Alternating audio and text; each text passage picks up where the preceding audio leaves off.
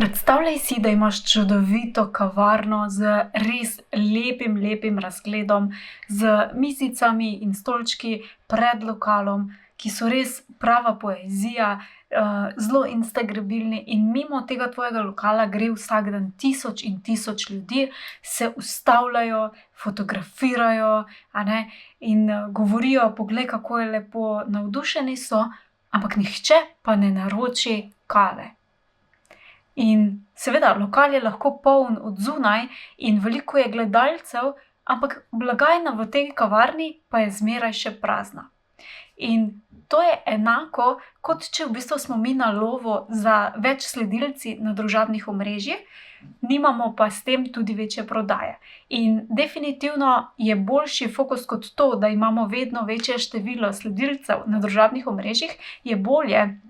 da namesto 10 000 sledilcev, ki nihče ne kupi, kot v kavarni, imamo raje 5000 tistih pravih sledilcev, ki od nas se tudi odzovejo in kupijo. In zakaj ti govorim to zgodbo? Zaradi tega, ker velikokrat slišim od podjetnikov pa podjetnic, ko pridejo do mene in mi rečejo: "Joj, Maja, jaz si pa želim več sledilcev." Ali pa: "Kaj je tvoj največji izziv v poslu, da nimam več sledilcev?" In potem, ko se pogovarjamo, hitro ugotovimo, da niso v bistvu oni, da jim ni primarno delo, da so influencerji oziroma vplivneži,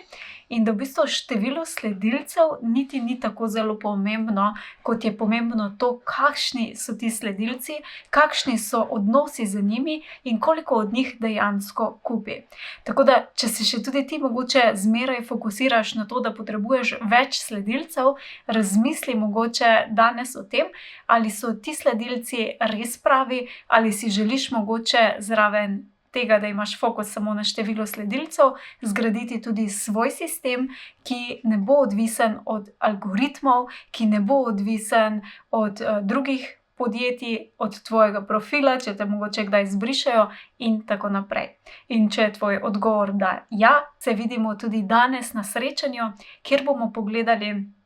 kako lahko v 90 dneh ali manj že skreiraš svoj sistem, ki bo deloval boljše kot to, da loviš sledilce.